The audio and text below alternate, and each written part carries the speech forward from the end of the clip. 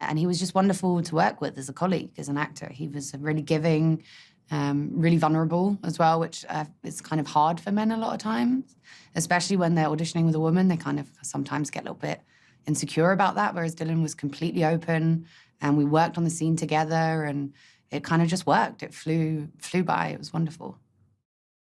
I think Wes brings consistency, first of all. I think it's so rare to have a director do all 3 movies in a franchise, and that is so wonderful because he knows the story inside out.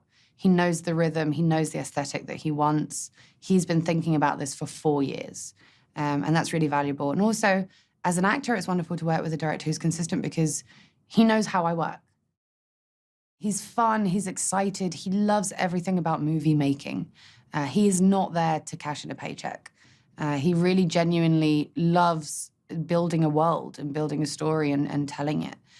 He gets excited over what lens to use and what lights to use and the scope of the visuals.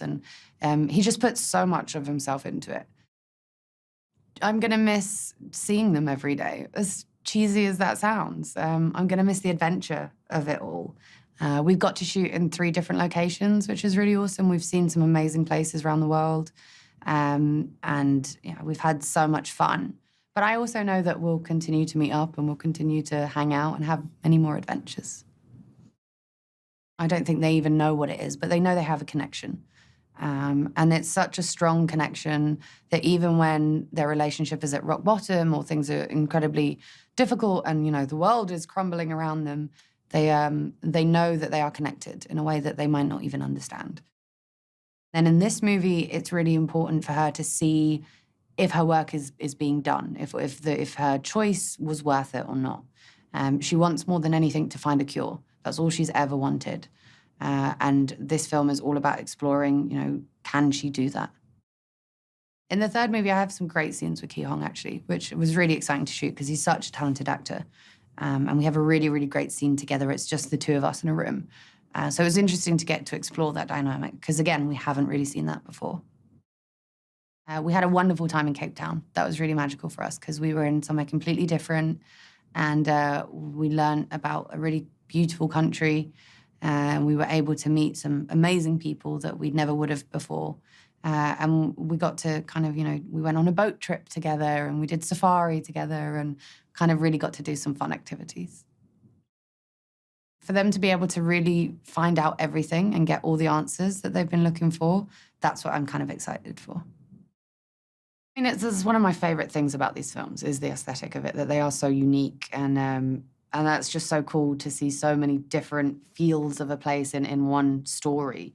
This one, again, is totally different. We are in basically the last city, the last surviving urban utopia. And it kind of looks like a really great place to live on the surface. You know, everyone is still going to work. There's running transport, there's electricity, and then you start to see, you know, just on the outskirts, the reality of what the majority of the population are living as.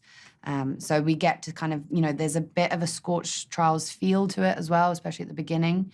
And then we're suddenly transported into what is essentially the lost city, the last place where you can kind of, you know, see an urban metropolis.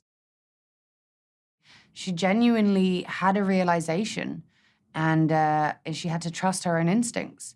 And what I tried to do with her, especially in Scorch Trials, was have a very slow build-up of this feeling that things aren't right and that she needs to do something different. It wasn't like, you know, she wakes up one morning and decides, I'm going to betray you all. This is something that's been playing on her mind and that she feels like she has nowhere to turn with it. She knows that Thomas is firmly against anything like that. So it's a personal thing for her. I don't think she sees it as a betrayal because I think she genuinely knows that she does love them and that she wants them to be safe just as much as anyone else. And she wants them to be okay, but she just knows that she can see it in a different light.